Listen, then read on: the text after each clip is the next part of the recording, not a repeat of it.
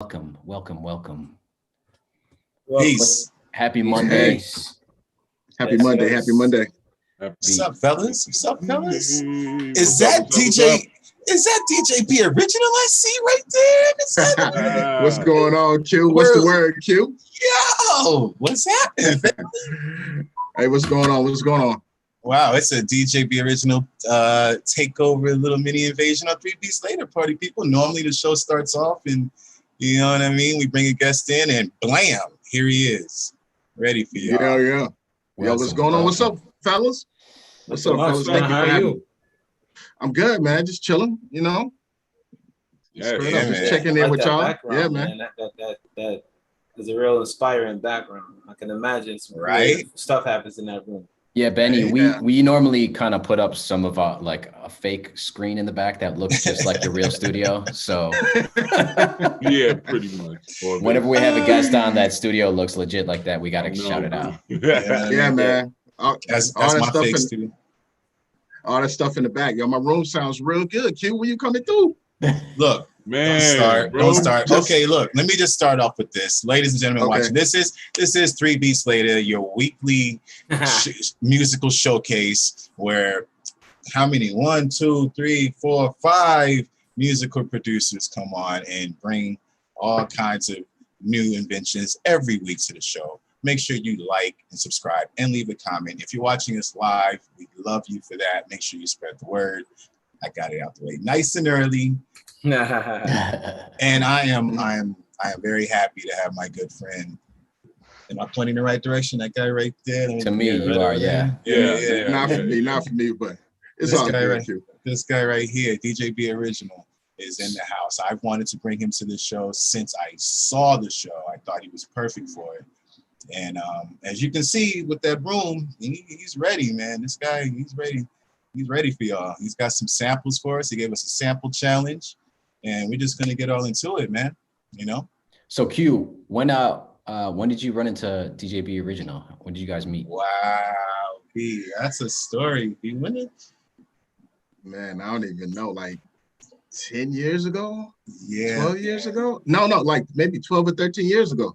yeah, Mm. downtown, Right? downtown LA. Yeah, when I first moved, I moved from New York to Los Angeles, and I moved downtown with a good friend of mine, Carrie Dansinger, and we also shared a space with our brother Prodigal Son, and Benny shared a space with Prodigal as well, and they had the studio going. You guys already were in production when I came in. Like, you guys were already a unit, and I was just the new guy on the block, you know.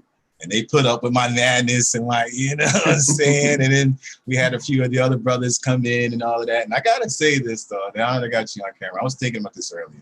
I gotta thank this man right here because without even knowing it, he resuscitated my music career in Los Angeles. Oh, Straight up. I mean, we had a run together for years in all these clubs, hosting and DJing and everything. And for me, it was just literally standing next to the studio. I can't even say it any other way. That's really how it started. Thank you. You know, that's it. I mean, I have my past and I do my thing, but at that point, he'll tell you, you're like, Q, stop bullshit. You need on me from still to this day. You know what I mean? That's my brother right there. So, you know, that's the short story of it. But a lot of amazing accomplishments this man has here. So I'll let him tell you. He could tell you better than I could.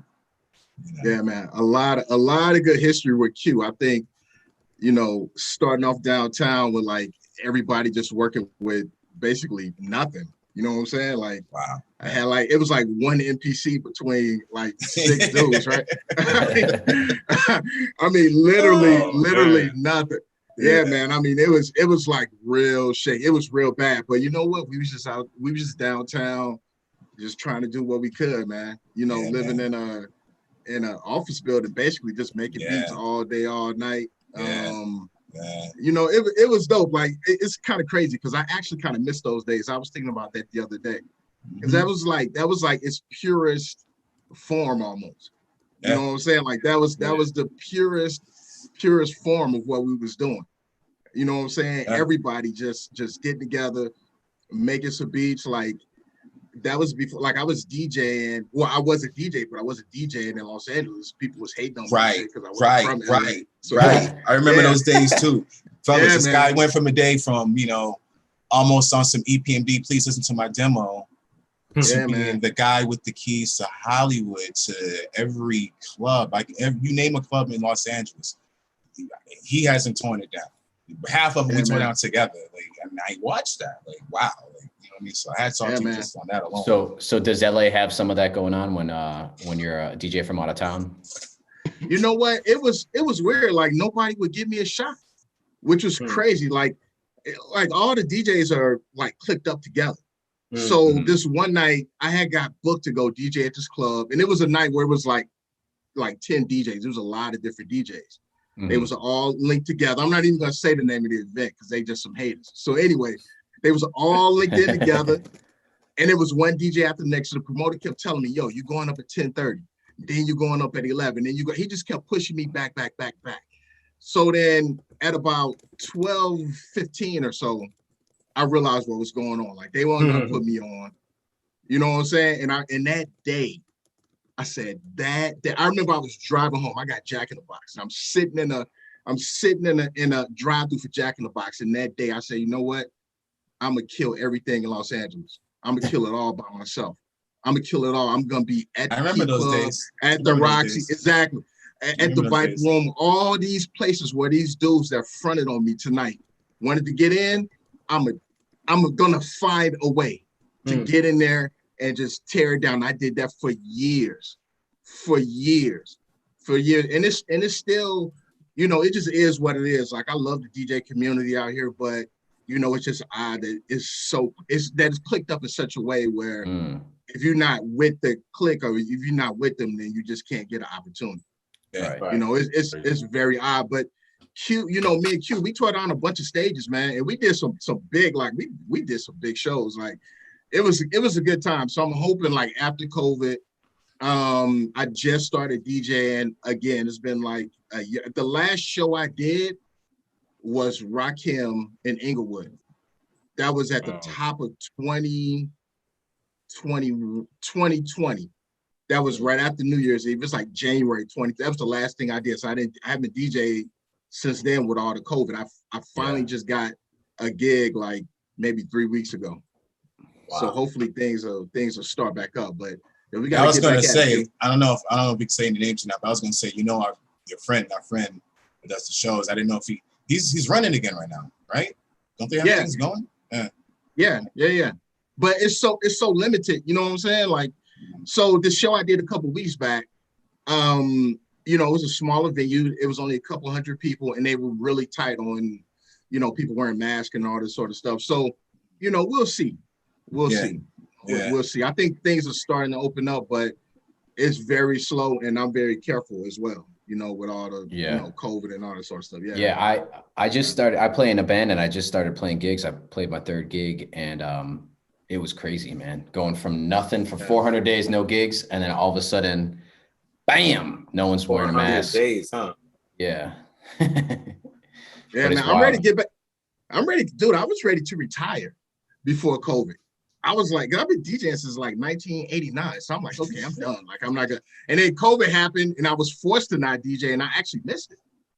So now I'm like, I'm not taking stuff for granted. You heard it first, folks. Los Angeles, you heard him. You heard him. You heard what he just said. Coming back. We're coming back. For all you that missed those days in Pasadena, we coming back. Yeah. Please, just give me a minute. Coming. So we definitely got to get after it, for sure. Mm-hmm.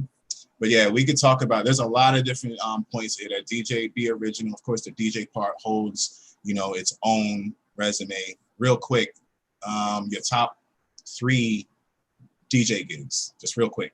I know one of them. 3? Yeah, one of them in mine. I'll say mine is the Thanksgiving one, Oh yeah, those was dope. I would say Ghostface and Ray in Chicago. That was dope. Definitely the West Coast feast. So the night before Thanksgiving, this promoter that we work with, Sean Healy, he used to do this thing called a West Coast feast. It was always like Dog Pound, DJ Quick, Like, I mean, it was crazy. That's like a straight up West Coast. Like, I couldn't even play like a Biggie record in there. It was straight up West Coast everything. Yeah. Yeah. Wow. That was dope. So Ghost and Ray, that was dope. And then I think DJing for Prodigy was really like like the show was, it was almost like a private show. It wasn't a lot of people there, but I'm like a big fan of Prodigy. So it was cool to just get that call, like, yo, can you DJ for me tonight? And Alchemist was there. He just didn't want to do it. You know what I'm saying? Wow. So he was, so he was like, yo, can you, yeah, he was like, yo, Wow. can you DJ for me tonight? And, well, he heard I was DJing the show. I was actually the house DJ for the show. And he just called me up. He's like, yo, will you please DJ for me? I was like, oh yeah, no problem. So that was dope. Like, I really, really enjoyed that. Yeah. Dude, Nice. Yeah. Well, who's the first person you DJ for that blew your mind? Like the first person you DJ for that really made you realize you was on. Probably E40 at the Key Club. Ooh. I had a lot of good nights at the Key Club, but like E40 was the first. That was the first person that that was the first show that I DJ for when I actually saw the power of like what a DJ can do. Yeah. You know what I'm saying? Like, it's cool in a house party at a nightclub and all this sort of stuff. But, you know, when you the house DJ for a concert, people really coming to see the artist. They're not coming to see the DJ. Yeah. Right. So it was cool that he was like, you know what? I've seen you up here. He saw me DJing at the Too Short show. He was like, I already seen you up here. I know what you could do. Exactly. He was like, I know what you could do. Go out there. You got to get this crowd warmed up and ready for me. I think he only had like 2 openers that night. So it was like bang, bang, 2 openers and then him. So I had to rock for like an hour and 15 minutes. And it happened to me in Las Vegas too at the Bone and Dog Pound show. I had like a 2.5 hour set. DJ Quick didn't show up. You know what I'm saying? So they was like, yo, just get busy. And those nights are great because, you know, you really taking a crowd that's not really there to party with you and putting them in a situation where they can party with you. And it's great because then when the headliner gets on, the crowd is amped, they hyped, they ready to roll. And just the whole show is so much better. Yeah. Amazing. Yeah. I like that. 40. So you gave us a challenge, and that's what we're going to be doing this week, is showing some beats off. So can you tell us why you came up with this? Actually, just tell the audience what the challenge is, and then why you came up with this artist to sample. So the challenge is Tamala Man helped me. The reason why I came up with this challenge is because I love soul music. And right now, it's not a lot of soul music. Most of the soul music I'm finding in the gospel space. You know what I'm saying? So I was like, let's do something soulful, but let's do it. Let's sample a gospel track. Hopefully, you know, when I listened to it, I was like, okay, I can see where the chops are and the breaks are and all this sort of stuff. So I've watched you guys' show a couple of times. So I was like, oh, I know that they're gonna get busy because it's a lot of breaks in there. And that's one of my quote unquote secrets is like sampling from old records is great. But I also like sampling new stuff. But as I said, it's hard to find really soulful stuff to sample. Like, you really got to get into gospel music. That's where a lot of soul musicians that would normally be in the R&B space, they're actually in gospel music. And a lot of the great singers now that would normally be singing like R&B records, they're actually singing gospel. So if you like that style of music, man, gospel music is where it's at because, bro, the amount of soul, like, that's what I miss. The amount of soul, like, Chris Brown is cool and all this sort of stuff, but, you know, I grew up on like Marvin Gaye, like really soulful kind of stuff. And right now in Black music, it's just a lack. You know, it's just lacking. Like, we just don't have a lot. We do have some, but not a lot of it. So gospel. So I was like, just a sample, so let's go. You know what I'm saying? I sent it over to Q. I said, yo, let's do this.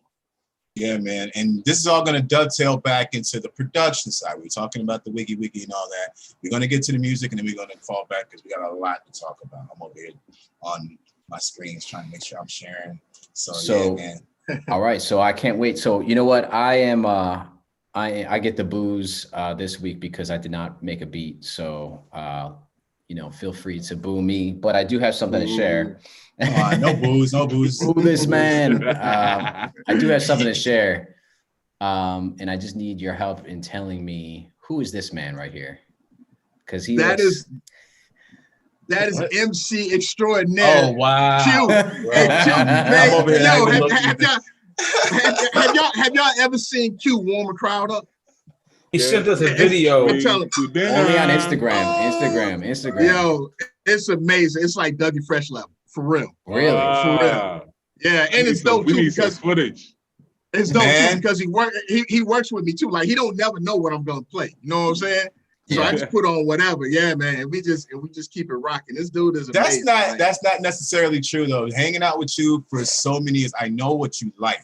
I know the mood that you're going in. I know your DJing style. I know your favorites. It's only a matter of time. You're gonna pull, like there's one in particular.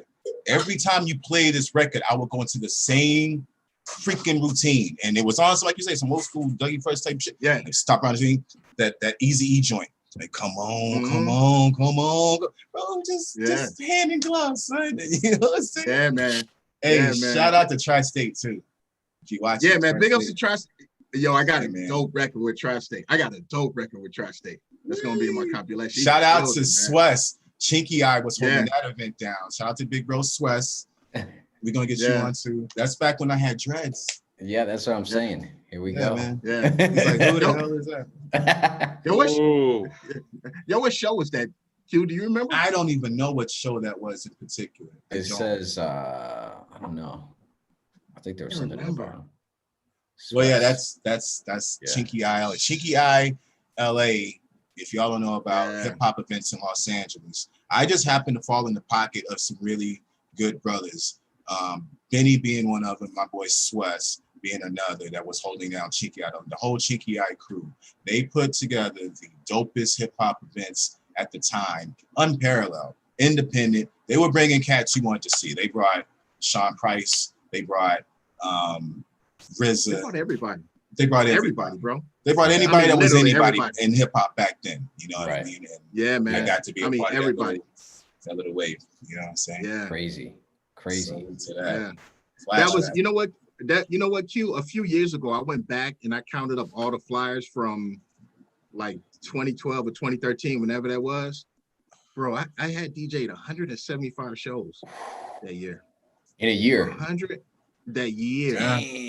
Between Sean Healy and Chinky Eye, I don't even know how many shows you hosted.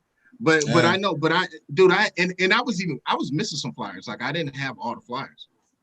Every once in a while, I stumble across one. You know. Yeah. That's like almost every other day you're out. It was for Thursday, a couple years. Friday, Saturday. Yeah. It was Thursday, Friday, Saturday, sometimes Sunday. This guy was off the hook with it. I would probably get one a week. Yeah. To his 4. You know what I mean? Yeah. On a good month, it'd be one a week.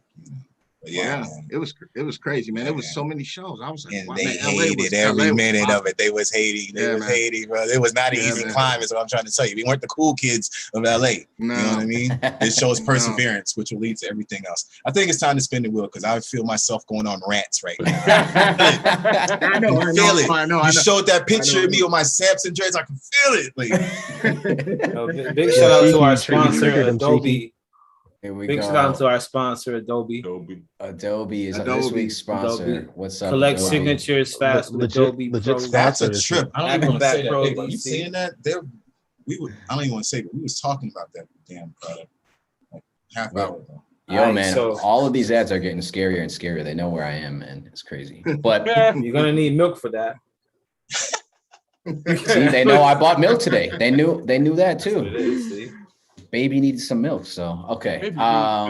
We're gonna do one dummy spin. This one spin is not the person who's gonna go first, but Benny, we let the wheel decide every single week who's gonna show their track. So except you get spared. The guest can never go first. I'm sorry I have to say that, but this is the truth. Okay, so here we go. I'm gonna let it roll. This is the Watch it land on him.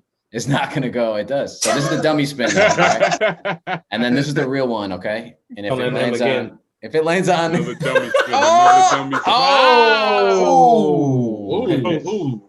Wow. Okay. Q's I'll take it. first. I'll Q take is it. I think it's very fitting that Q goes first. Yeah. I'll take that. Y'all, let's get it going, my brother. All right. Yeah, So man. make sure to mute your mic while Q's getting ready so we could get some crispy audio while he's getting set up. We I'm can just also gonna jump right into it too. No long talking. Ready? Here we go.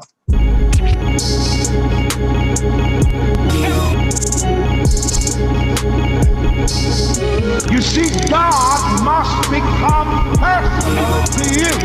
Jesus must become personal to me. Now watch me blow your mind. I'm going to bring it even more closely. God must become personalized in me, through me, and as me.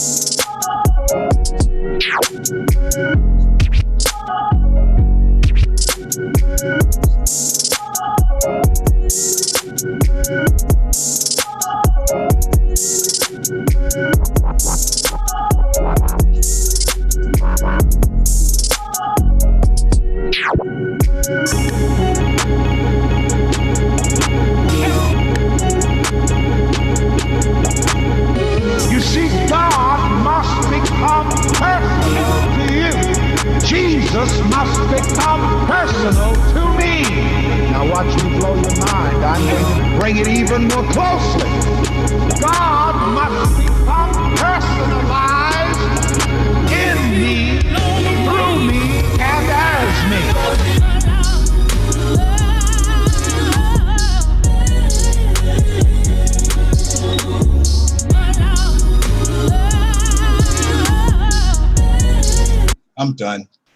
I'm done because that is just, I don't want to mess up nothing. I didn't mean to close the screen out like that. I just caught the spirit right there. You caught the spirit. I was gonna try to explain what's going on in there a little bit. That felt really good just to make that. Like, and it's just real, real simple little cuts. Yo. I like it a lot. I want to hear the part where the after she says what she says, and then the choir goes after her. It's like, I want to hear that. That sounds like player to me. Personalized in me, through me, and as me. Is that the part? No. That's the part you're asking. It's like the choir after she say her part. It's just the vocal sample from the track.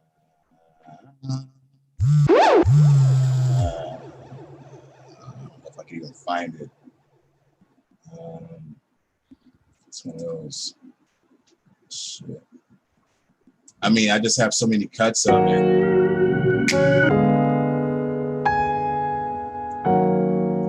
Come see about you. He'll come rescue you. But I'd have to go to say. Okay, no, don't worry about it. You know what I mean? Yeah, I see what you mean. But that's hot. I like that. Yo, like Q, the bounce. I like that. The bounce is nice. Yeah, man. Thank you. For shiggity. This goes Super on dope. Q's top 5 for the year. It's I'm just adding that it there. gospel. It's that gospel. I'll take He it. said he caught the I spirit. told you. You know, that Reverend Ike. I don't know if y'all know about that Reverend Ike. You know, I got that Reverend Ike sample in it to take it over the top. You know, Yeah, I was just about to ask you, Q, where did you get the vocal sample from? Reverend Ike, Reverend YouTube. Ike. And the cool part is, I ain't new to Reverend Ike. We could talk about Reverend Ike. We could talk about Reverend Ike in the Church of Prosperity. We could talk about it. You know what I'm saying? You know, that's a whole nother conversation. But I rock with everything the good Reverend was trying to tell us about God being in you, part of you, around you, and all of the above. You know what I'm saying? So, you know, shout out to Reverend Ike. All Ike gets up there if y'all watching. And I'm done. Nice. Let me shut up before I get us in trouble. Yeah, I might have to agree with Cheeky on that one. It might be This is a top five for you. Nice. Thank you. You work for the Fire. that app Fiverr, top Fiverr. Oh man, All right, I love it, man. should we carry? dope, Keep bro. going. Spin that wheel. Word. All right. Right. See, that's what I be saying about those gospel samples, man. Dude, it just jumped out. Yeah, it just jumped out. And those are simple little flips. You know, I was like, I know somebody's going to use these flips of mine. That's what I want to see right now. All right, so we're not going to do a dummy spin this time, so it just goes straight into the next. Here we go. The next one. E is up next. Ooh. I can't wait to hear this one. I can't wait to hear this one. Why do I gotta go? Why y'all can't wait to hear Right my up beat, your man? alley. What kind of stuff? Yeah. Hold on, man. What kind of expectations am I setting for y'all? I already know. Have It's to gonna stop be. this crap, man. It's gonna be a whole new thing right now. He's about to go get his cloth. So he can wipe the sweat off his forehead while he starts preaching. Nah, man. Why would y'all think, man? I just want to have fun, you know? All right. Nice. I'm going to play what I did, and I'm going to break down what I did, and then that's that, you know? And yeah, so let's go.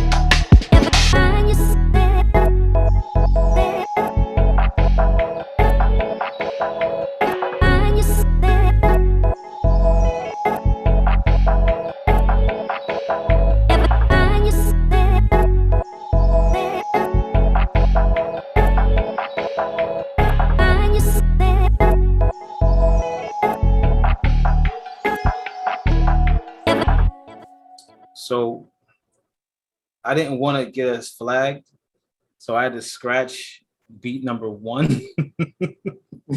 And I was like, I like chopping these sounds, because what's dope about gospel music is there's repetition, but it's repetition in layers. So like you could find the same notes, same progression with strings, and the same progression with a choir over it, and the same progression with just a piano, and it's the same chords in the same format. So I was able to pick out random pieces of this track. So this is where it started for me. And I was really enjoying how I was able to, well, as long as it plays. Oh, what's happening here? Oh, my bad.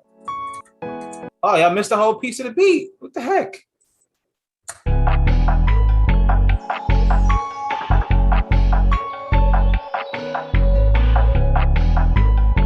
Okay, little piano part. I missed it. It would have made it so much better, but it's cool. So the piano part, I grabbed that.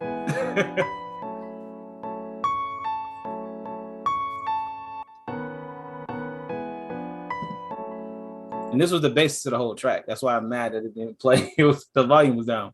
But so I grabbed that and I was like, yo, okay. Let me see what else is layered in perfect format for me to chop and flip my thing up. So we went from there to here.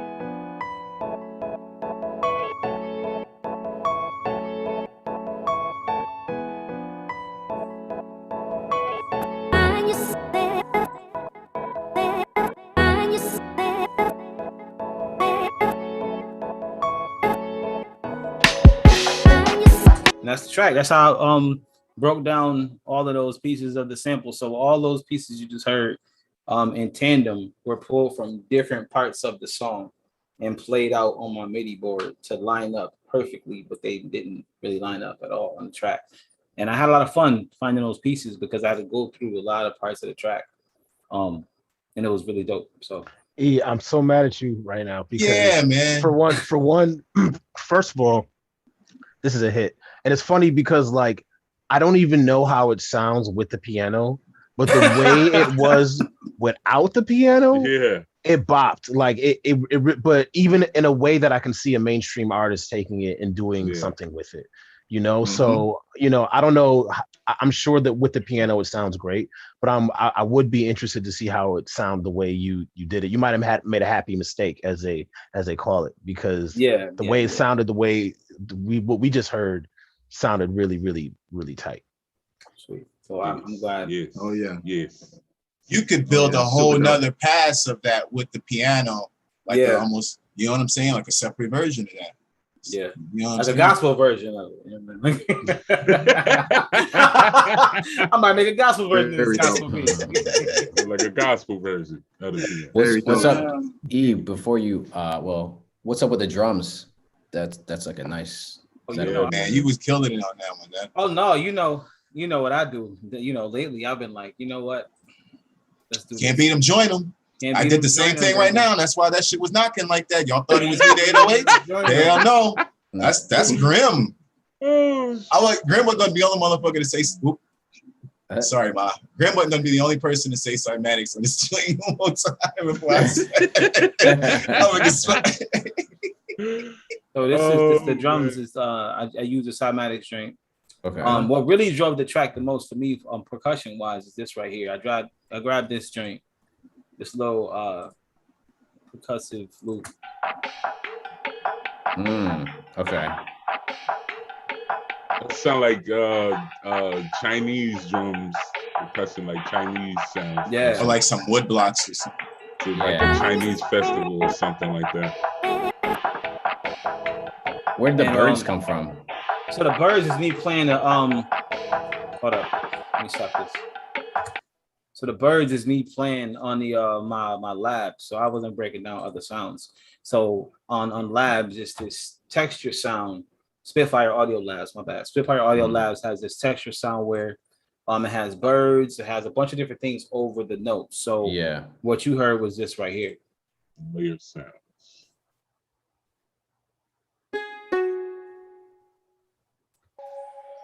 There it is. Yeah. I really like the textured stuff.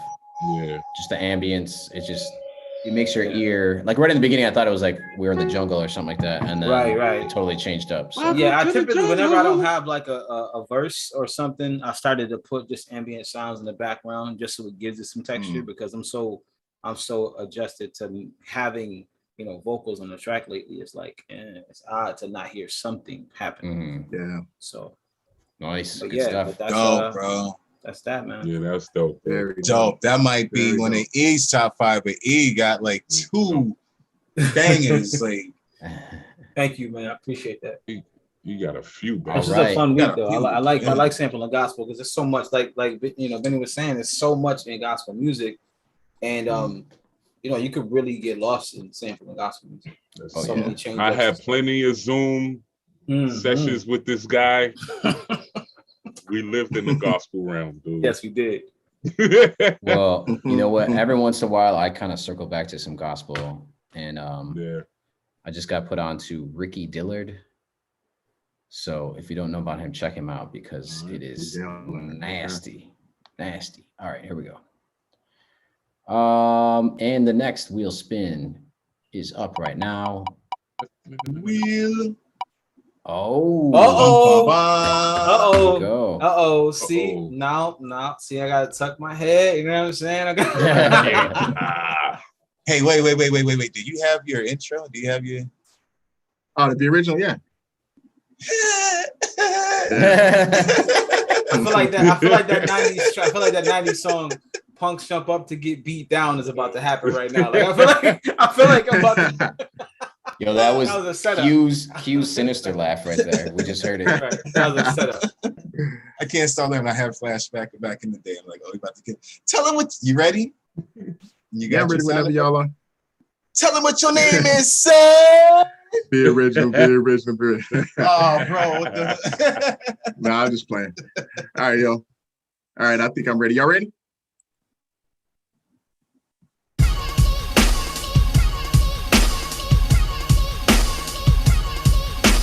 You're now listening to DJ B.Original.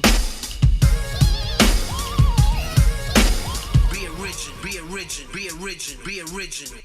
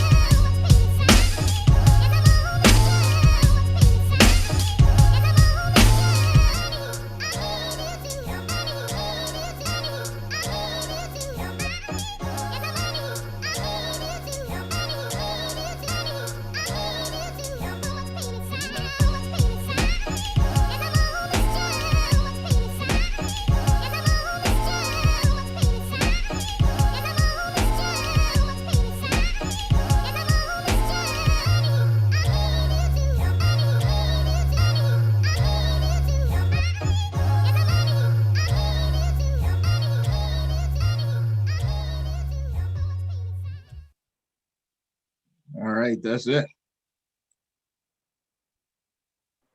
I'm walking away. Hold on, you can't just I'm close the walking screen. away. You can't just close the screen like he that. can do what he wants. You play something like that, you do what you want. He said, all right, I'm done. I'm done. You have a good night. I throw it back up. I came, I saw, I conquered. Y'all have a good evening. Y'all figure the rest out. Yeah. So that's it. Drop the mic. Hey, those gospel samples, man. Out. Yes. Those gospel samples, man. I mean, man, you could really get it. You could really get in there. And I'm a chopper. Like I chop, I just basically chop up everything as small as I can and then like put it back together however my ears make it work. Ooh. Like most of the time when I hear the record, like I was listening to Kurt Franklin's station. I heard that, you know what I'm saying? So on a car ride over to the studio. So then I took a picture of it with my phone so I know what song it was. And I got to the studio and I downloaded and then so I had already made the beat before I even got to the studio. I made it like in the car ride over. You know what I'm saying? That's what's up. Basically. Yeah. What do you use anything mobile to make beats? Like any apps on your phone or anything like that? Nah, I don't. I mean, I use Machine, like the first version of Machine too. I'm still on that one. So I do everything in Machine. Then I dump everything in the Pro Tools. That's where I mix it. A lot of times I bring in like live instrument, like people to play bass and all that kind of stuff. On this one I did like the bass line, which is basically like just a sample. So that's just the sample filter. Yeah, I heard that right away. That's so nice. And it's dope because you don't got to bring in someone to play bass to get that melody. You know what I'm saying? So you took that straight from the track then? Yeah. No. I took the sample and I filtered it down. So this is the sample, and then this is these two together. So all I did was filter this. Okay. Because it already has that bass line in there. Those are just all the highs. Those are just high passes, or I'm sorry, whatever, low passes, I guess. Okay. Yeah. So that sounds really good, man. To solo that out like that. But see, I think you're missing a step. This is his second step. He does everything externally, machine, you can see whatever, and then dump this on Pro Tools just to show us. Yeah. Yeah, like so I'm using Studio One, but that's because I don't have Pro Tools on this particular machine. I actually don't use Studio One, but I have it on this machine. I'm really a Pro Tools guy. So Q is right. I actually I construct the beat, like I get all the parts that I'm gonna use in machine, but I actually build a song in Pro Tools. So when I put it in Pro Tools, so in machine, I have like all the samples. It just sounds like a mess. Like if I played it in machine, it would just sound like a complete mess. But in my mind, I know what I'm doing. So then I put it in the Pro Tools, and in Pro Tools, that's when I really you're arranging the actual beat. Yeah, exactly. Yeah. So but I'm just saying, like, even that filtered bass sounds like really nice. Cause I mean, that technique of just letting the low end ride, I try that very often. And even when I do that on cause I use Logic, even when I do that, you could hear so many of the mids and the higher frequencies just kind of their harmonics in the low end. But that sample of what you just played, just the bass sounds super, super nice for that method is what I'm saying. You know what I mean? Yeah, it joint filtered nice, got the drag on it too. Yo, that's hot. Okay. Yeah. Wow. So with that, of course I take out all the highs, but the way that I get it to where it really has no high, no detail like in the 10K range and all that sort of stuff. Yeah. Is Pro Tools has a feature called low air. And it really just brings out everything like 80K and below. So low air, they have this other feature called R bass. If you use those two things together with an EQ and just filter everything down to about 100 hertz, and then you got to put a compressor on it to make sure that it doesn't go all over the place. And that's an old trick from the MPC 60 days. Like when I was learning how to make beats on the MPC 60, because people just didn't have bass players and stuff back then. Used to filter out the sample and play it together. That's how you got the bass line. So in Pro Tools, I'm basically replicating what I used to do way back then. Gems. Sorry, I had to let the audience know that. And also live drum sounds, man. Like all this stuff right here. Benny's known for the live drums. Yeah, that's a part of his sound. That's all live drums. So without that, I do live drums and I also use break beats. So that's the break beat. So that's the break beat. That's like the bass. And then when you throw the live drums in, it all and I use an extra kick. I stole some kicks from Alchemist. I got some extra kicks, but when you combine all of this stuff, it sounds like nice layer. And then and then like triple snares. Like I layer the snare so it's like 4 snares. I was like, "Where's Prodigal Son when you need him? We need Prodigal Son on this thing right now." Yeah, so like layering all the snares and the drum sounds and all that stuff is left over from like the way I used to produce like on like an MPC 60 ASR and all that kind of stuff. And the rest of it is just like samples, chops, and you know. How often do you bring in, I guess, live drummers, or is that from like different sessions and stuff like that you're piecing together those live drums? It depends, man. I mean, not that often with the drummer. But I have a bunch of sample packs. Sometimes I'll bring in the drum at this studio that I'm at. It's a bunch of studios in this building. Oh, nice. So we got drummers, we got drummers, keyboard players, everybody. Everything, yeah. We got to get to all of that. Go out in the hallway and grab somebody. This guy is like over at, what's the name of that studio spot? Sound City. So it's a bunch of it's a bunch of musicians here. So yeah, like I could literally just go outside my door and get like a horn player or somebody to play cello or like whatever I need. You know what I'm saying? So like you could really craft your sound. Or a lot of times, like I'll sample some stuff.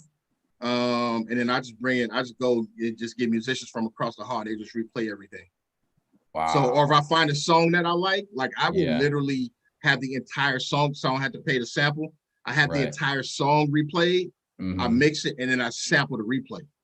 You know what I'm saying? And they construct the beat. So it's cool to have access to like all these people like in the same building. You know what I'm saying? Because we all help one another. Like it's a good community. And if they need like some dope like hip hop drums or whatever, then I got that. You know, they really need some boom bap. You know, like I could do that too. Wow. Well, I got off track. This track is hot. I mean, anybody else have any thoughts about the? I just want to say that I really feel like you just had a dope intro to like a Nas album that was never released. Yeah, appreciate it. Absolutely. Appreciate it. Definitely. Like, definitely. Love the drums. Love the drum. Yes. Like the Stillmatic intro, but a little slower. Right? Yeah. That's what that gave me vibes of. Yeah. Well, hopefully somebody will use it. You know, we'll see. We'll see what happens. All right. Somebody gonna King's snatch that Ransom up. Green intro. Somebody snatching that up. All right, we're gonna go back to the wheel so we can listen to 2 more beats, and then we're gonna chop it up a little bit further. So here we go. I'm gonna share my screen, and the next person sharing the beat is, see that slow spin there? So Grim. Yeah. Yeesh. Look at him. I tried to call it. Wow. Mute up, fellas. Right. And here we go.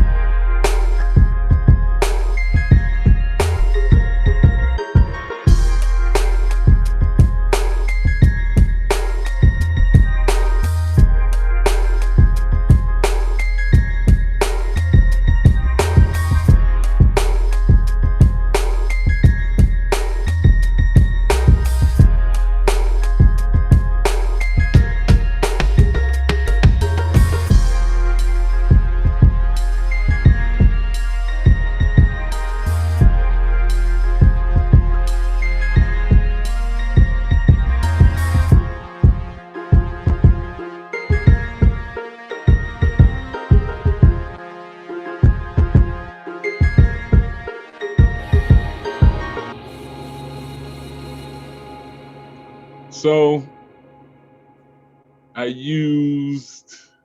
Let me play with how I used it. Yeah, cha-cha. This is what I did with that sample. The beginning piano part, just chopped it up. Turned up the transpose, you know what I'm saying? So it's a little high pitch, almost like a music box piano.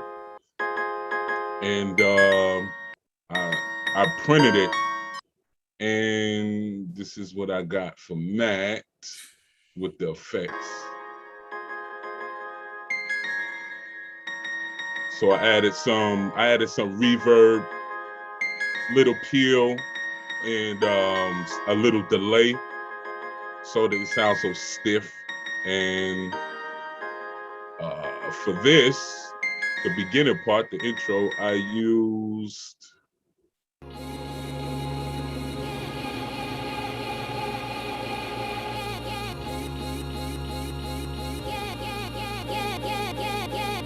that's without the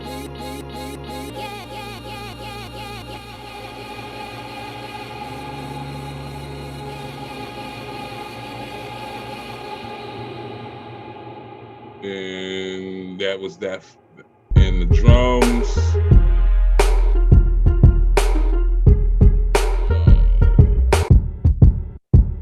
I used like 3 kicks layered.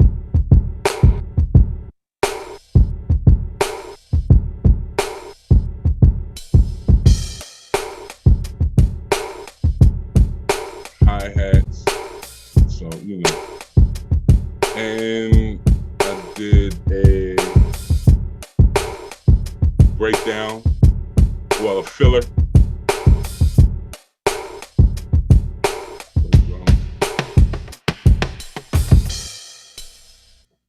And that's it. Bass line, you know me, I like the deep bass lines.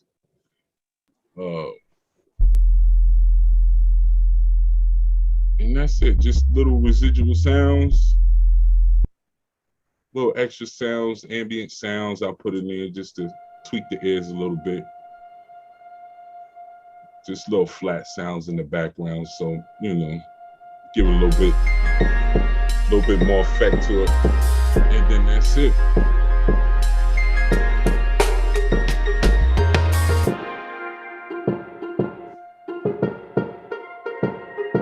That's how you know you think. That's how you know your beat hot. You're like, that's it, but still play the beat. That's it. That's all I got. Trying to think what else I broke down, if what I missed. But yeah, drop the mic into as your always. You dropped the mic into your other hand, though. I'm still here. Grim, I'm not done yet. always showing up. Damn, bro. Spin the wheel one last time. Appreciate it. Yeah, can we just spin the wheel? Because that was just at least give me a couple more seconds to catch my breath, because y'all just like slapped me in the face with like 4 crazy this ass Grim, flame bombs. Grim just said, "The hell with a cymatic drum loop. I'm gonna show y'all." Yeah. Whoa. I used some of the one. I used a couple of cymatic one shots. Ilma, and Apollo Brown. I try to layer things and chop them and make them fit for myself. Today's lesson, ladies and gentlemen, boys and girls, the loops ain't gonna save you from Grim. Yeah, and you know what's crazy, Grim? Yeah. What I love about Grim's beats too is just the end of the phrase, like a 4 bar could go by, and then the way you bring it into the next 4 bars. Except not horrible like that. Just being around like drummers. My uncle was a drummer, and then these guys, they tell you, man, you gotta do your fillings. You can't make it. I mean, sometimes with hip hop, you can make it bland depending on what type of bounce you got, but sometimes you gotta add your fillings. Yeah.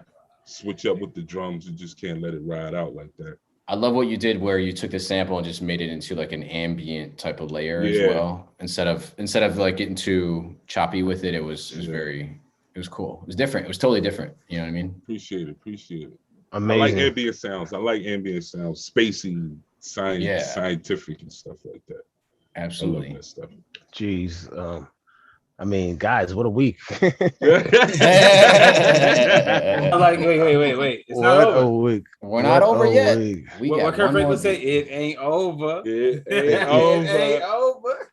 You know, it's crazy. I kept telling myself I'm not gonna cop a plea. I'm not gonna cop a plea this week. I'm just gonna don't you go and do my thing. But you know, I did. Yo, Pete. All right, I'm good. Yo, mute his mic. Mute his mic. Nah, let him talk. No, first of all, we was gonna do a whole. I gotta mute my own engine. We want to do a whole recap on Pete. Right? Nah, hell that. Mute your own engine. We'll let Pete talk later, man. That's violation of Beats Later rule number 1. Never preface your track. Never preface your track. No disclaimer. All right, you know, you're right. All right. And he made the rule. I guess I did. All right. Gentlemen, please mute your engines. Thank you very much. And I'll play my beats. Here we go. Headphone change. All right, I think I'm good. Headphone change. Sorry.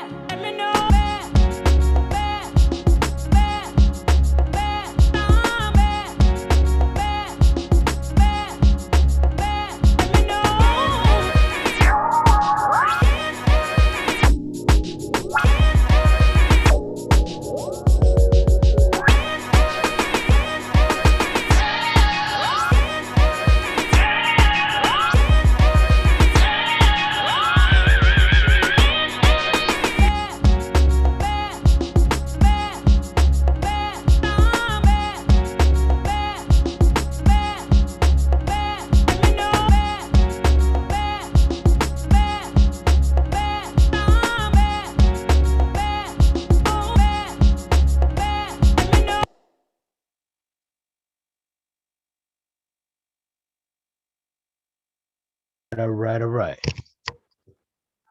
So all right, this is where I'll cop the plea. rewind selector. Come again, select star. Yeah, I was in Jamaica for my birthday, so I really didn't have time to make a beat this week. So I only had about an hour with this one. So I just tried to find the quickest. I took my lessons from E, because E is the best at making super fast beats. And I threw it in a simpler, use Ableton simpler, and I found a little chop. Let me see where my chop was at. My chop was at here. Actually, even before I went with that one, I found the original chop that kind of made the bop and kind of gave it a West Indian vibe. I guess I was borrowing some of that Jamaican energy, but that was this one.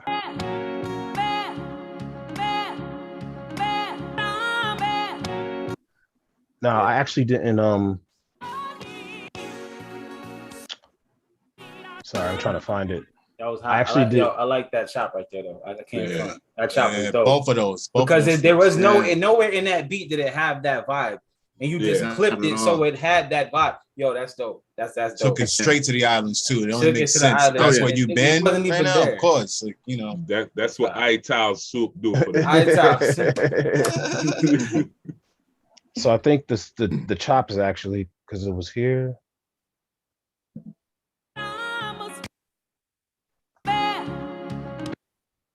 Super dope. You let me know that you're still. So that's where the chop came from. For the record, the audience that's watching, I didn't even look.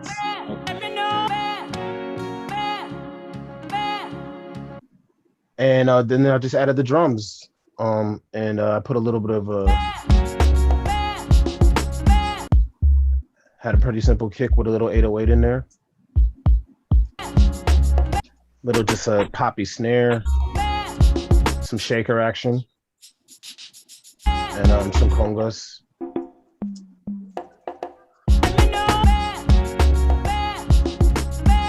Yo, P, man. That's probably it. P, go through them tracks again, bro, and do the mute outs, but you can't say the beat breakdown. You got to shout out another party or something, or a birthday guy. As you go down the line and do your mutes, play the beat again and just go through each track, solo it. Okay. Like this, you mean? Yeah.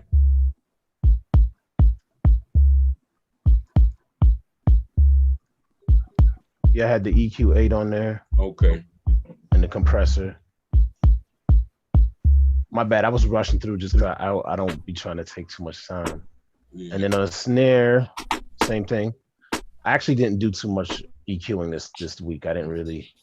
So I just stuck to the basics. EQ8 and the reverb on the percussion. For the viewers, it looked like you don't have a beat up there, but there is a pattern in here. There is patterns. Yeah, that's why I said show your work. You can't just hand in an assignment. We don't see your work. we don't see your work. My bad. Miss Fernstead would not be okay with that. I was you know, live. Sharing live. Oh, okay, there you go. I'm sharing my other screen. Towers. Sorry, I was moving too fast. I meant to switch. Yeah. So I was basically just breaking down the drums. I was showing you how to shaker. Thanks for that. Sorry about that, yo. I apologize. He on you, boy. I told you, boy. I'm game, man. Show your work. Show your work. Take this back home. You want me to call your mother? And then the congas. PC got all the answers. No solving nothing. Went straight to the beat. No work. Ain't no work. Blank screen. He hit me with the show your work. Wow. Show your work. Wow, look how he did you. my bad, y'all. Like that one nice teacher, I'm gonna accept it this time, but next time you better show your damn work. Only because you got all the answers right. I mean that's pretty much it for the beat. Yeah, thank you. Unless you got any questions. Very dope. Very dope. I like the vibes. I like the vibes of it though. Indeed. Yeah. The sample chop was dope. Yeah, buddy. Good stuff, P. Good stuff. This was a great week. And Benny, thank you for the challenge, man. This was so much fun. I appreciate it. Yeah, definitely having fun with you guys. So can we bring it back and just kind of ask you a couple of questions? Yeah, for sure. And you know, Q is introducing us to just all these amazing people. So yet again, he introduced us to another great artist, and she shared that track of you working with KRS-One. Which I thought was amazing. And I was just kind of curious just simply about your current projects that you're working on right now, because is that something that you did recently, or what are you working on right now? The one with KRS-One we did maybe about a year and a half ago. And then I just did something on his latest project too. And I just sent him some more stuff because he's currently writing and recording right now. So I'm not sure what he's going to use. How is that? how is that process? Is that something where he's kind of like looking for something and then you have a whole, kind of like portfolio of beats that maybe you think you would like, or does he kind of ask you for specific things? It's a little bit of both. He's an MC, so he could pretty much rhyme over anything. So sometimes he'll look for something specific. Sometimes it's just something that catches his ear. But the one thing I could say about him is like he's very serious about the drums. Like that's like a big, like that has to be right. Like no matter what the sample is, like the drums have to be right. He's told me that like so many times. You know what I'm saying? Like, yeah, that the drums, they got a pound. That track that he was rapping on was crazy with the drums too. Was that a live drummer? What is it actually? Tell the audience the name of the track too. I think it was part 2 of that YouTube. Okay. So that was part 2. That's called Streetlight. So the title of that album was Streetlight, and he was over here recording. He was over here recording a bunch of records or whatever, and he did another song of mine called B.Original. Like that, he just used my name, which is crazy. Like have Karis want to say your name, like yeah. So, and they're both on the same project. So he was over here recording a bunch of stuff, and that track that Q showed you, where it says Studio Day 2, that's actually the actual name of that song is Streetlight. He was like, okay, he finished up recording what he had to record. He was like, all right, what you got? And I played him that beat. That beat was actually for Prodigal Son. And so I played him the beat. He was like, nah, I'm gonna get on that. And he went in there and recorded the song. Literally, he did like 2 takes.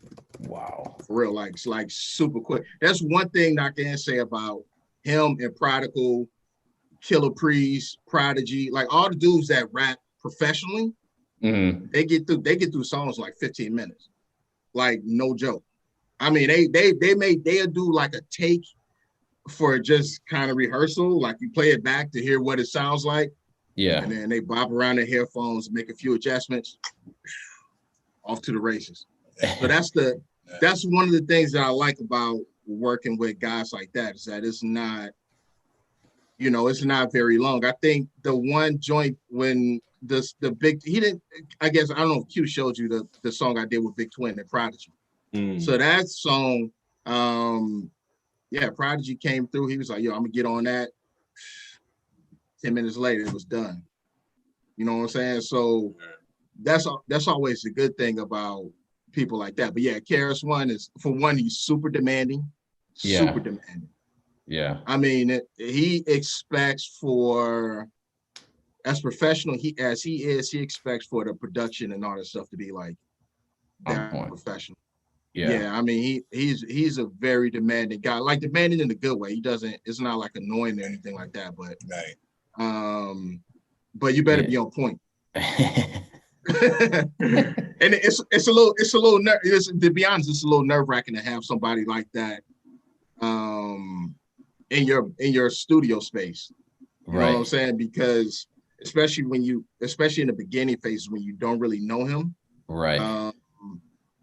For him to come in with all that energy and all that stuff and like expect like genius level shit, you know what I'm saying? It's like kind of intimidating, I would say. And what about that track? That's actually the track I meant to be talking about. B.Original, the drums on B.Original. Those are amazing too. Yeah. Oh, thank you. Yeah, that's just breakbeat chop. I didn't add anything extra to that. That beat was for BK Cashmere actually. He was sleeping on it. He was sleeping on it. Kaz was sleeping. Man. I'm gonna go on Rap Critics and decide comment like, yo, Kaz, I heard you was sleeping on that track, son. Yeah, man. He was sleeping on it. And again, man, Karis One was, and I was just playing some beats, like not even, and that one just called it, like really, literally, we were sitting here talking, like he'll come over here and record. He'd be over for 4 hours. We only spend like 45 minutes recording. The other time we just be talking about stuff, and that beat was just happened to be playing, and he just like stopped this conversation. He's like, wait a minute, what's that? What is that? Yeah. So that actually brings up two questions I have for you. One is what is your, and you know, we have kind of like a lot of young producers, older producers too, listen to our show, but I would say from an advice perspective, if you have 10 beats out to this artist, 10 beats out to this artist, 10 beats out to that artist, how do you view if an artist is like asking you to hold something, or is it all just first come, first serve when the artist wants to rock on a beat? Do you give any kind of like preferential treatment to an artist or hold beats for artists? I do, but it depends on who it is. So like Prodigal Son and Big Twin, I'll hold beats for them for years. For years. I mean, like, I'll just put it to the side because I figure like I could just make another hot beat for somebody else. Right. You know what I'm saying? But for people that I don't really know, no, I won't hold a beat. In fact, I don't even give out beats, to be honest. Oh, okay. You know, I mean, yeah, I pretty much just work with the people that I know that I have relationships with. So, so if someone is like, you know, can you hold this beat for me? Like, I'll do it, but I won't hold it forever. Right. You know what I'm saying? Like the story with BK Cashman and KRS-One beat, like he literally had that beat for a long time. You know, KRS is here right now.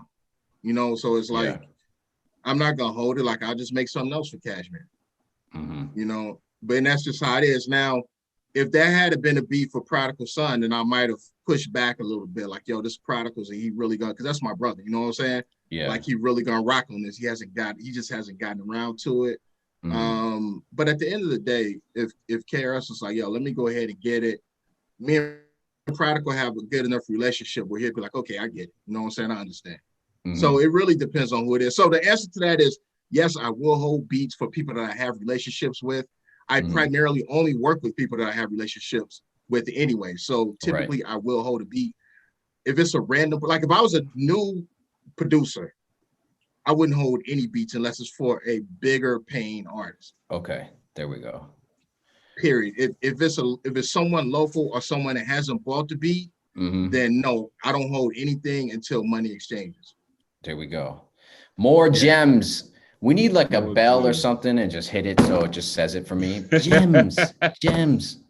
So, hey Benny, I got a question. I got a question for you. What with working on an artist, what is there a general format that each artist, you know, gravitate to as far as when you lay a beat out?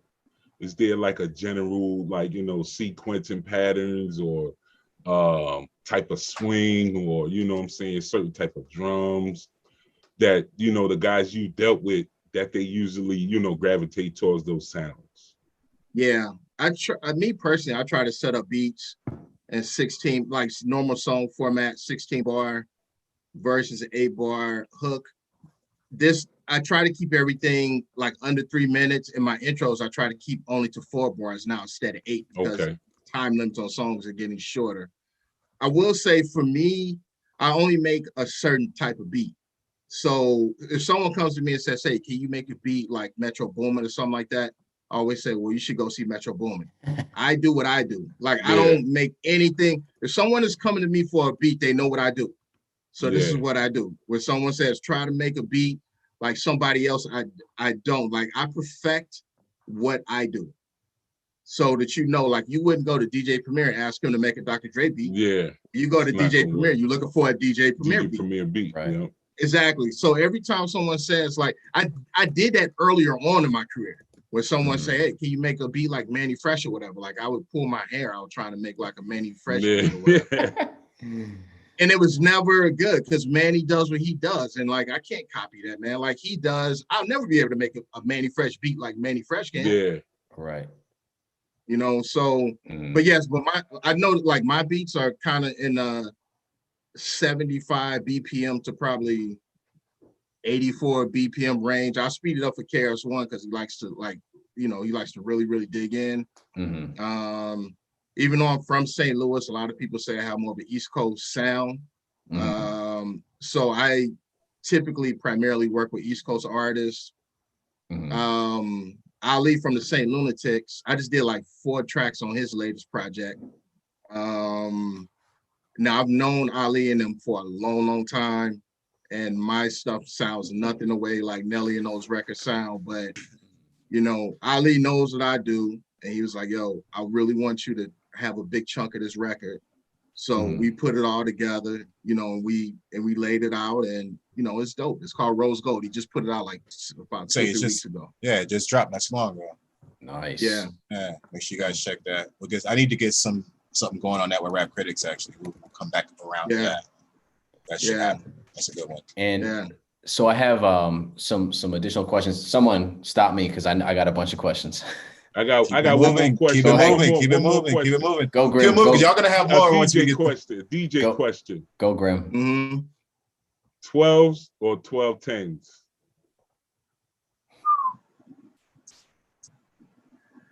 I'm gonna say the 1200s, man.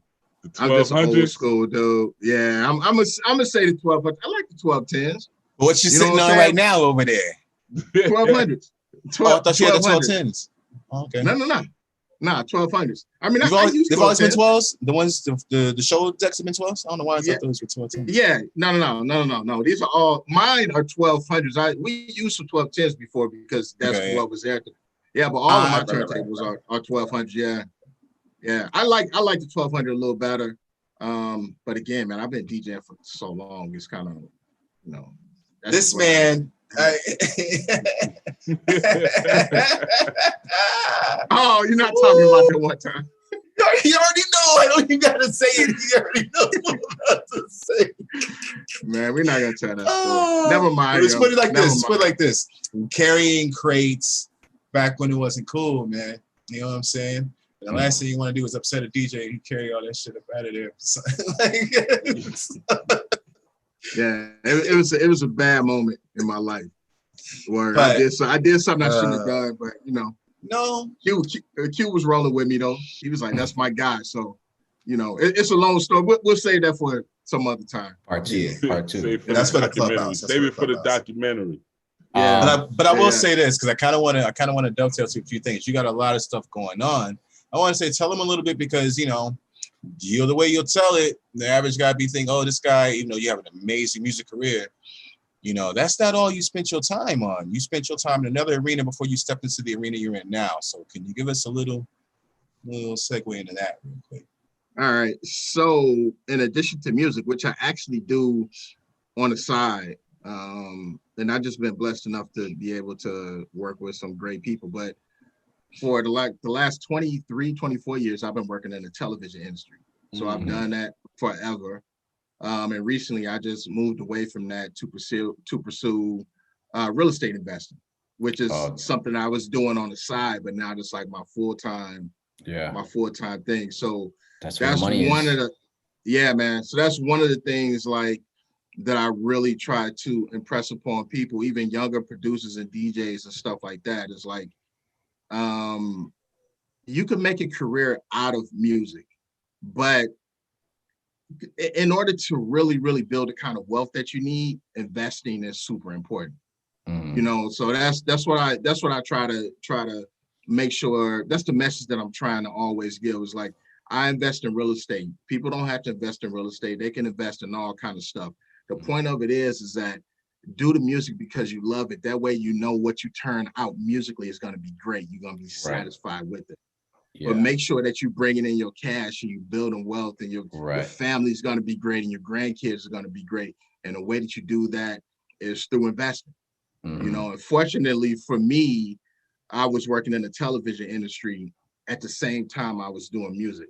And the reason I made that choice is because I just never really wanted to really struggle with music. Right. You know, when I living in St. Louis, so I had an opportunity to see Nelly and those guys. You know what I'm saying? Like, I had an opportunity to have relationships with them. So I've seen people who've made it big, and I've seen people who haven't. And I've seen more people who haven't than have. Right. You know what I'm saying? And in my mind, I'm saying, well, the people who haven't made it, they struggle because they didn't do something else. You know what I'm saying? Like when I saw Nelly and them, I'm thinking to myself, not everybody is going to be able to sell 10 million records and do all that sort of stuff, but you can still live a great life without having to do that, and without having to compromise your music. You could do that through investing. Right. You know, so that's part of what I do. That's part of, I talk to college kids, high school kids, and all that sort of stuff, and that's part of the message I'm giving these kids. Yeah, that hits home. I mean, for a long part of my life, like music was number one, and then it became number two, and now I'm at this weird point in my life where I'm refocusing on a lot of like, you know, creation. So that's great advice, and that's great that that you're getting into something that is very fruitful if you know what you're doing. Yeah. if you know what you're doing, even if you know exactly what you, it could still be crazy. Yeah. So that's actually leads to my question was, again, kind of from an advice standpoint, you kind of touched on some of this a little bit. For someone who was still able to, you know, be in the television industry, but then also have a career in music, you know, a lot of that being DJing, what would you say to like up and coming younger producers in terms of what they should focus on if they were just focusing solely on music, where they might be able to find consistency in kind of like making a career out of music, in terms of like, what are some things maybe they should stay away from? And then what are some things that they can focus on in terms of, that could be anything, beat leases, you know, making music for television. I don't know what your advice would be for someone who's just going to focus on music, where they should focus their energy if they want to make a living. Me personally, like, I think the obvious thing is to work on your craft, like get good at what you do. Get very, very, very, very, very, very good at what you do. That's number one. Like, don't try to do all this other kind of other people's styles and all, or you do what's hot or whatever. Focus in on what you do. Like, if you focus in and get extra tight on what you do, you can add those other pieces. Like I was saying, I go over here and I get bass lines and stuff from, you know, you can add those pieces onto what you do. Just get extremely good at what you do. That's number one. The other thing I would say is, if you are pursuing a music career as a producer for artists, attach yourself to one artist and build a relationship with that one artist and create great records for that one artist. You can expand from there, but build a relationship with one person that's good, or someone that you can make good. One of those two. Attach yourself and create hits for that person. If you create hits for that person, other artists will come. That's the second thing that I would do. The third thing that I would do is understand music publishing. Read as much as you can about people's downfalls in the music industry. You can learn through reading. You don't have to learn through experience. You can learn through understanding, talking to old dudes like me who's seen a whole bunch of stuff. You know what I'm saying? Like, you don't have to fall in the same pit hole as everyone else. You can read about it or learn about it, or talk to an OG, and they'll tell you. So basically what I'm saying is learn the business. Now, once you have the knowledge, you can do whatever you want. Some people say don't sign publishing agreements. Some people say do sign publishing agreements. I've seen publishing agreements make people multi-millionaires. I've seen people who sign publishing agreements and they still owe their publishing company money. I've seen both, but if you have the knowledge and you know what it is and what's happening, you will be better informed. You won't just sign your name on a publishing agreement and like sign away all your rights for the rest of your life. Right. So get super good at what you do, attach yourself to one artist and make that artist a star. Make that artist a star.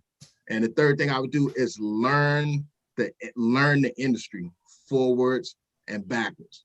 Learn. You don't even got to read anymore. You can just go on YouTube and just listen to people talk about the music industry. That's, if I was 15 or 16, that's the other thing I would do if I was young producer, 15, 16, 17, 18, something like that, don't buy a bunch of studio equipment. It's not necessary these days. It ain't necessary. Not do it. You get you get a laptop, you get Ableton or something like that. Do not buy I have crazy expensive microphones. Even cheap microphones sound great now. Do not go and buy all of this stuff. Dude, I spent literally thousands like I don't even know how many thousands, like thousands on studio equipment, because I come from an era where a cheap microphone really sounded cheap. Now a cheap microphone sounds great. It may not sound like a Sony C800, but it's gonna sound great. It's gonna sound great. Right. You don't need to listen. $1,500, you could be making incredible records. Yep. Amen. I mean, I preach that you don't need all of these plugins, the stock plugins and Pro Tools sound amazing. Yeah. It was not like that in 2000. I'm the only Pro Tools user in here anyway, so these guys don't really know, No, I agree. I use Ableton to make beats because it's quicker. You know what I'm saying? Actually, like Ableton worked almost like the MP. So like me transitioning from the 2000 XL to Ableton was kind of easy for me. It was super sweet. But yeah, bro, like you're 100% right, dude. You just gotta zero in on what you got. What about that? What about purple lights though? Can we invest in purple lights for the studio? I was gonna say, because that's gonna be a problem because musicians, we want to buy stuff. You know what I mean? That's half the fun, but with moderation. Well, back in nowadays, man, it wasn't no such thing as building a studio with $1,500. You spent $1,500 on an MP, and that was it. That's without the cords. You still gotta buy cables. You're gonna plug it into. Gotta buy cables. Man, you know what? I sold everything. I'm down to. I'm looking around my studio. I'm down to 2 preamps, one of which I don't even use. Oh man! So I'm down. So I sold Avalon, Universal Audio, dude. I sold everything. Telefunken microphones. This guy's nothing to play with. Yeah, man. I sold everything. It hurts me to think about it. The only reason why I wasn't rushing over there to try to get more stuff in me, I'm like, I don't know where I'm gonna put it. I mean, I sold every single thing. I'm down to the bare minimum, straight up, because you just don't need a bunch of stuff. I got a Slate digital VMS. That microphone models it. My friend down the hall spent $12,000 on the Sony C800, right? So he was cutting some vocals. And the artist had to come back and recut some vocals, but he had loaned his C800 out to somebody else. So he came over here and he used my emulation. You couldn't even tell the difference. It sounded exactly the same. And he was crying that night too. Yep. And I spent $1,000. He when I bought this, he was like, it's not gonna sound the same. I said, bro, this is gonna sound exactly the same.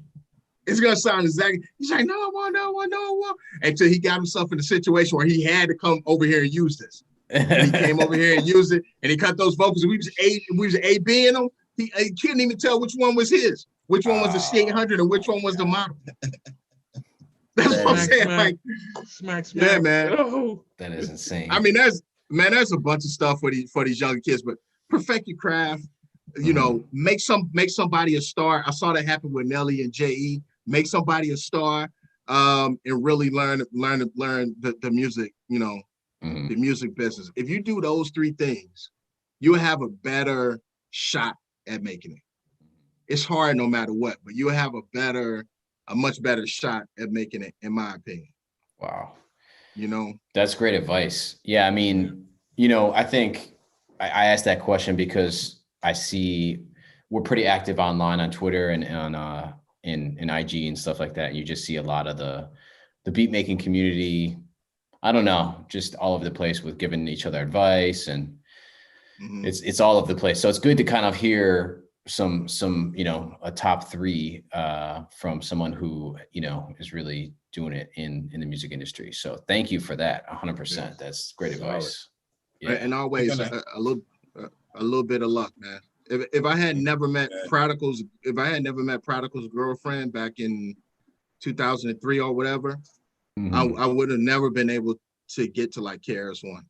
You know what I'm saying? That verse that song that I produced with Prodigy, and Twin, that was his last verse. He died a week later. You know what I'm saying? Wow. So I produced the song that he rapped his last verse on. I mean, dude, I've had like so many highlights, and it all started with being able to build a relationship with Prodigal Son. You know what I'm saying? And that's why I'm saying, like, if you get a relationship with one artist, and at the time, you know, he was trying to figure out his situation with Sons of Man, if he was going to keep going with that or going solo. He had a solo deal. You know, just through a calamity of situations, I ended up meeting his girlfriend. I begged and pleaded for her to introduce me to him. And she agreed, and we met at a pizza restaurant in Burbank, California. And he was very resistant. I slid him a CD with some beats on it, and he hopped on the plane and went back to New York. And I didn't hear from him until like 3 weeks later. And he called me. He was like, yo, I want to get those 1, 2, 3, 4 beats. And I was like, all right. And then he called me back. He's like, I don't want those other 3. I just want the 1. So I was like, 1 is cool. And then he called me back like a week later. He was like, all right, I got a solo deal, so I'm gonna need you to produce most of this record. Wow. And bang, and there it was. And from there, it was like, meeting RZA, having the opportunity to spend studio time with him. You know, I eventually met Q and K Beats. I was able to soak up game from what they was doing. And it's just one thing, you know what I'm saying? Just one thing, you know, just led to the next. And that's kind of how it goes, I think. You know, you meet one person and you maximize their relationship, and their relationship leads you to the next thing and the next thing and the next thing and the next thing. And that's if you're good. Right. Like, that's the caveat. You got to be good, you know? You got to be good. Yeah. And now we have you here with the 3 Weeks Later crew, getting ready to forge our new futures. So you never know. Facts. What about, you know, a lot of folks that we bring on the show, I kind of hear this from time to time, even other folks in the industry I talk to who have had long careers in music kind of say, you know, not only building relationships, but just to be like genuine and a good person. Is that, from your perspective, is that true as well? I would say the music industry is full of shitty people, like horrible people, like the worst of the worst. I mean, it's the slimiest business that I've ever been associated with. It's awful. It is completely awful. But through all that awfulness, you meet a couple good people. You know what I'm saying? Like, that's the whole thing. Like, Prodigal Son is like my brother. Big Twin is like my brother. Q is like my brother. That's what I'm saying. It's like, you know, you meet a few people here or there. But for the most part, yeah, man, the music industry is full of like crappy people, thieves, cowards, people that you think are your friends that are not your friends. Man, I mean, it's just, I don't know what it is about the music industry. Like, it just destroys relationships. It really, really does. And it's one of those kind of industries where I see why people get frustrated and they're just like, I don't want anything to do with this industry anymore. You know, that's crazy. That's crazy that you say that. I mean, we've told some of our stories growing up, like when I was making beats, when I was like, who knows, like 23, 24, that kind of starting off like with hip hop or whatever. I've definitely had a lot of run-ins with people who are just, I don't know how to describe it, but it just wasn't great vibes, you know? And then I think I kind of focused on different types of music after a little bit. Yeah, you know, especially with hip hop, because you meet a lot of people that's fresh off the street. So they bring in those kind of rules into the industry. Yeah. So it's, you know, so you're dealing with a different type of person.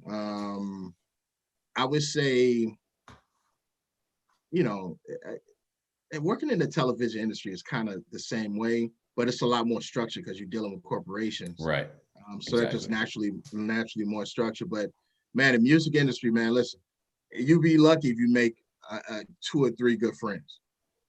For real, that's gonna rock with you. It's a lot of cool people in the music industry, but you know, nobody really is like really down to help you if it means that it's gonna compromise something that they want. Right. Which I find. I was gonna say, not to interject, I'll add this on that one little topic. You know, if they are your friends and they do become your friends, They rather focus on being your friends and working with you musically, and then your friendship goes. And you might do something else later musically, but it's got nothing to really do with the music. It's because that's your people.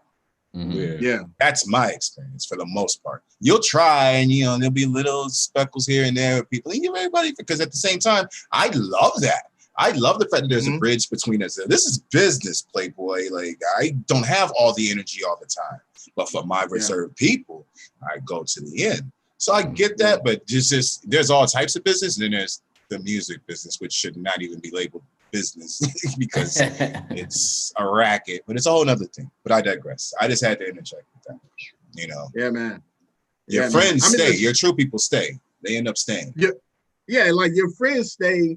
Like, listen, I love the energy of the music industry. When I look at the younger kids and what they're doing, and they got all this money and all this kind of stuff, I'm like, man, that's great, because in our era, we didn't have the opportunity to really go out and get it on our own. We had to take record deals. Like we didn't. Yeah.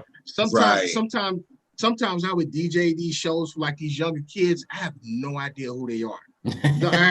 I've never heard. I remember I DJ'd a show with Lil Yachty, Uzi Vert, 21 Savage, and Kodak Black. All four of those. This is like right at the beginning of their career.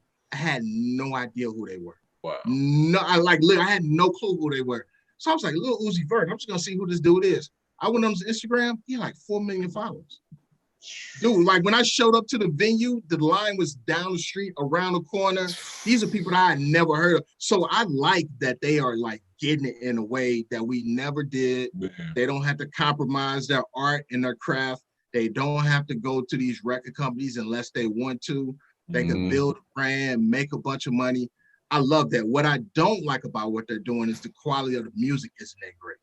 Like, that's the part that I don't like, because you can make a song with 15 minutes now. They think it's cool to make a song with 15 minutes. Whereas in our era, we used to really put the time in to craft it and make something great. And that's why these songs last for, 15 minutes, and I can still play Illmatic and the club will go crazy. Like almost 30 years later, but I can't play what Lil Uzi Vert did 3 months ago. Yeah. Right. And that's the thing that I'm kind of like, man, the younger kids, I would like for them to step it up. Some of them they're getting themselves hustled in a position. They're getting themselves hustled in a position to where their brand and their craft is very disposable, and they still don't own. Some of them don't own any of it at the end of the day.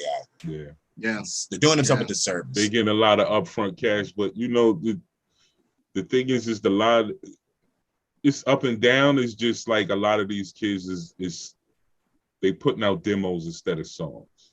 Yeah. It's interesting, man. Like Nas just dropped this record, and sometimes like I hear these younger kids, I'm like, outside of Cole and Kendrick, people like that. So Nas been in this game like 20, almost 30 years. And when I hear these younger kids, I do wonder that. I wonder, like, man, in 2050, will they still be able to put out something that people want to hear?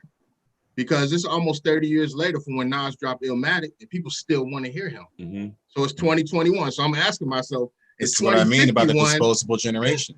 This is exactly what I mean. Yeah. In 2051, are they gonna go, are they gonna put out something that people want to hear? You know what they're gonna go to be seeing? They're gonna still be going to see Nas. That's what's happening now. A lot of the young artists are doing really good with their streams and merchandising, but the shows, the people are not satisfied with the performances. So, a lot of the old school cats is being requested to come back on the road because they put out better shows and stuff like that. So, I think and believe me, man, I want to see these artists win. I see a lot of talent in younger artists, but then I see a lot of not talented people that it's just a money grab, and it seems like a money grab is winning. I'm like, man, dude, because there's so many young talented artists out there, but man, that money grab, the temptation to just put out something hot that's gonna make you a bunch of money right now is so great. Yeah, and, that's what ends up happening. Hey man, I'm gonna pause here. I think we're gonna wrap it up unless anyone else has other questions. Yeah, that's for part 2. That's what I was gonna say. We need a part 2. We do this every Monday, 9:30 p.m. Eastern, and it's just all about beat making and music production and having a good time and talking about everything we're talking about. So I want to take a moment too, just to really open up your website here and let people know where they could check everything out. So I'm on djboriginal.com. Is this, if you were to tell people to come check you out, is this the website that we should go to? Yep. djboriginal.com, or they can find me on Instagram at djboriginal. All right.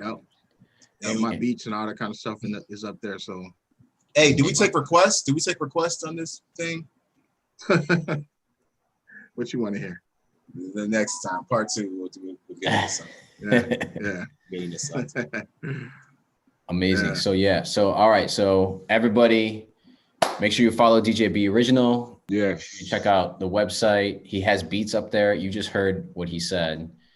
I would get, if there's artists out there, I would definitely be checking out this menu of beats, because you could grab some of this stuff up before it becomes classics. And then that's a guitar I want to buy. Okay. Is that a future sponsor?